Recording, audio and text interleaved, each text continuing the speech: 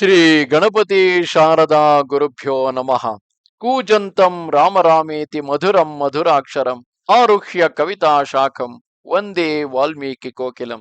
ಶ್ರೋತೃಗಳಿಗೆ ಶ್ರೀ ಚಾಮರಾಜೋಕ್ತಿ ವಿಲಾಸವೆಂಬ ಕನ್ನಡ ರಾಮಾಯಣದ ಅರಣ್ಯ ಕಾಂಡದಲ್ಲಿ ಶ್ರೀರಾಮನು ಪಂಪಾ ಸರೋವರದ ಬಳಿಗೆ ಹೋದದ್ದು ಎಂಬ 75ನೆಯ ಹಾಗೂ ಅಂತಿಮ ಅಧ್ಯಾಯಕ್ಕೆ ಸ್ವಾಗತ. ಈ ಪ್ರಕಾರದಲ್ಲಿ ಶಬರಿಯು ತನ್ನ ಪುಣ್ಯಾತಿಶಯದಿಂದ ಸ್ವರ್ಗಲೋಕವನ್ನೈದಿದಳು. ಲಕ್ಷ್ಮಣ ಸಮೇತನಾದ ಶ್ರೀರಾಮನು ಮತಂಗಾಶ್ರಮದಲ್ಲಿದ್ದ ಋಷಿಗಳ ಮಹಿಮೆಯನ್ನು ನೆನೆದು ಆಶ್ಚರ್ಯಪಡುತ್ತಾ ಲಕ್ಷ್ಮಣನನ್ನು ಕುರಿತು, ಎಲೈ ಲಕ್ಷ್ಮಣ, ನಾವು ಮಹಾತ್ಮರಾದ ಋಷಿಗಳ ಆಶ್ಚರ್ಯಕರವಾದ ಚರಿತ್ರೆಯನ್ನು, ಈ ಆಶ್ರಮದ ಮಹಿಮೆಯನ್ನು ಕೇಳಿದೆವು. ಈ ಆಶ್ರಮದಲ್ಲಿ ಮೃಗಪಕ್ಷಿಗಳು ಶಂಕಾತಂಕವಿಲ್ಲದೆ ಮನುಷ್ಯರಲ್ಲಿ ವಿಶ್ವಾಸದಿಂದಿವೆ. ಇಲ್ಲಿ ಆ ಋಷಿಗಳ ತಪಸ್ಸಾಮರ್ಥ್ಯದಿಂದ ಸಮಸ್ತ ಸಮುದ್ರಗಳ ತೀರ್ಥಗಳು ಸನ್ನಿಹಿತವಾಗಿವೆ. ನಾವು ಈ ಪುಣ್ಯತೀರ್ಥದಲ್ಲಿ ಸ್ನಾನ ಮಾಡಿ ನಮ್ಮ ಪಿತೃಗಳಿಗೆ ತರ್ಪಣವನ್ನು ಕೊಟ್ಟರೆ ಕೃತಾರ್ಥರಾಗುವೆವು. ನನ್ನ ಮನಸ್ಸಿಗೆ ಅತ್ಯಂತ ಹರ್ಷವಾಗಿದೆ. ಲಕ್ಷ್ಮಣ, ಸೀತಾದೇವಿಯನ್ನರಸುವುದಕ್ಕಾಗಿ ನನ್ನ ಮನಸ್ಸು ಸುಗ್ರೀವನ ಕಡೆಗೆ ಧಾವಿಸುತ್ತಿದೆ ಎಂದು ನುಡಿದನು. ಆಗ ಲಕ್ಷ್ಮಣನು, ಅಣ್ಣ, ನನ್ನ ಮನಸ್ಸಿನಲ್ಲಿಯೂ ಹಾಗೆಯೇ ಮಾಡಬೇಕೆಂದು ಕುತೂಹಲವಾಗಿದೆ. ಇನ್ನು ನಾವು ಪಂಪಾ ತೀರಕ್ಕೆ ತೆರಳೋಣ ಎಂದು ನುಡಿದನು.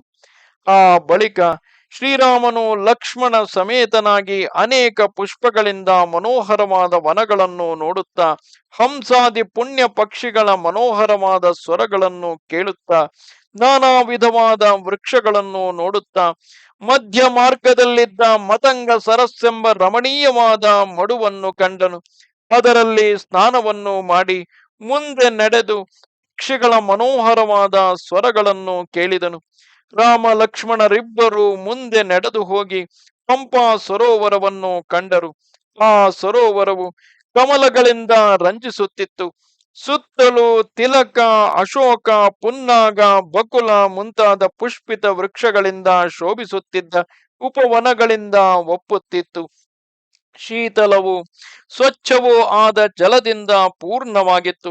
ಸೌಗಂಧಿಕ ಪುಷ್ಪಗಳಿಂದ ಕೆಂಪಾಗಿಯೂ, ಕುಮುದಗಳಿಂದ ಬಿಳುಪಾಗಿಯೂ, ನೈದಿಲೆಗಳಿಂದ ಕಪ್ಪಾಗಿಯೂ ಶೋಭಿಸುತ್ತಿದ್ದ ಆ ಸರೋವರವು ಚಿತ್ರವರ್ಣದ ಜಮಖಾನದಂತೆ ಮನೋಹರವಾಗಿತ್ತು. ಮೀನುಗಳು ಪುಷ್ಕಳವಾಗಿ ಸಂಚರಿಸುತ್ತಿದ್ದವು. ಪಕ್ಕದಲ್ಲಿ ನವಿಲುಗಳು ಕೇಕೆ ಹಾಕುತ್ತಿದ್ದವು. ಶ್ರೀರಾಮನು ಅದನ್ನು ನೋಡುತ್ತಿರಲು ಅವನ ವಿರಹಾಗ್ನಿಯು ಕೆರಳಿ ಸೀತಾದೇವಿಯನ್ನು ನೆನೆದು ದುಃಖಿಸಲಾರಂಭಿಸಿದನು. ಅವನು ಲಕ್ಷ್ಮಣನನ್ನು ಕುರಿತು, ಲಕ್ಷ್ಮಣ, ಅಗೋ, ಅಲ್ಲಿ ಕಾಣುತ್ತಿರುವುದೇ ಋಷ್ಯಮೂಕ ಪರ್ವತ. ಪರಾಕ್ರಮಿಯಾದ ಸುಗ್ರೀವನೆಂಬ ವಾನರೇಂದ್ರನು ಅಲ್ಲಿಯೇ ಇರಬೇಕು. ನೀನು ಹೋಗಿ ಅವನನ್ನು ಕಂಡು ಬಾ. ಲಕ್ಷ್ಮಣ, ಸೀತೆಯನ್ನು ಕಳೆದುಕೊಂಡು ನಾನು ಬದುಕಿರುವುದಾದರೂ ಹೇಗೆ ಎಂದು ಹೇಳುತ್ತಾ ಲಕ್ಷ್ಮಣನೊಡನೆ ಪಂಪಾ ತೀರಕ್ಕೆ ಆಗಮಿಸಿದನು. ಇಂತು ಉತ್ತಮ ಕ್ಷತ್ರಿಯ ಕುಲೋದ್ಭವ ಬಿರುದಂತೆಂಬರ ಗಂಡ ಗಜಬೇಂಟೆಕಾರ ಸಮಸ್ತ ಶತ್ರು ಸಂಘ ಜೀಮೂತ ಜಂఝಮಾರತ ಪ್ರತ್ಯರ್ಥಿ ಪೃಥ್ವೀಪತಿ ವನದಾವಾನಲ ಸಮಸ್ತ ವಿದ್ವಚ್ಚನ ಸಮುದಾಯ ಕಲ್ಪಭೂಜಾತ ಆಶ್ರಿತ ಜನ ಸುರಧೇನು ಕಾಮಿನಿ ಜನ ನೂತನ ಪಂಚಬಾಣ ಚೌಷಷ್ಟಿ ಕಲಾ ಪ್ರವೀಣ ಮಹಿಷಾಸುರ ವರಾಧೀಶ ಚಾಮರಾಜ ವಂಶೋದ್ಧಾರಕ ತಿಮ್ಮರಾಜ ತನೂಜ ನರಸರಾಜ ಗರ್ಭದುಗ್ಧ ಸಿಂಧು ಸುಧಾಕರ ಶ್ರೀ ಲಕ್ಷ್ಮೀಕಾಂತ ಪಾದಾರವಿಂದ ದ್ವಂದ್ವ ನಿಶ್ಚಂದಾಮಂದ ಮಕರಂದ ಬಿಂದು ಸಂದೋಹಾಸ್ವಾದನ ನಿರ್ಮಲೀಕೃತಾಂತಃಕರಣ ತ್ರಿನಯನೇಶ್ವರ ಸದ್ಭಕ್ತಿಯುಕ್ತ ಮಹಾಬಲಾಚಲ ವಾಸ ಶ್ರೀ ಚಾಮುಂಡಿಕಾಂಬ ಸದ್ಭಕ್ತಿ ಮಂಸಿತರಾದ ಶ್ರೀ ಚಾಮರಾಜ ಒಡೆಯರವರಿಂದ ಲೋಕೋಪಕಾರಾರ್ಥವಾಗಿ ಬುಧ ಜನ ಸಂಪುಟಿ ಸಮ್ಮತಿಯಿಂದ ಕರ್ನಾಟಕ ಭಾಷಾ ವಚನ ರಚನೆಯಾದ ಶ್ರೀ ಚಾಮರಾಜೋಕ್ತಿ ವಿಲಾಸವೆಂಬ ಕನ್ನಡ ರಾಮಾಯಣದಲ್ಲಿ ಅರಣ್ಯ ಕಾಂಡವು ಸಮಾಪ್ತವಾಯಿತು. ಜಟಿಲಂ ಚೀರವಸನಂ ದಂಡಕಾರಣ್ಯವಾಸಿನಂ ಮುನಿವೇಶಧರಂ ಧ್ಯಾಯೇದಾರಣ್ಯೇ ಕಾಂಡವುತ್ತಮೇ. ಇದರೊಂದಿಗೆ ಅರಣ್ಯಕಾಂಡವು ಸಮಾಪ್ತವಾಯಿತು.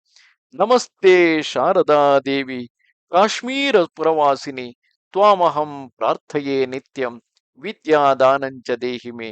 ನಮಸ್ಕಾರ.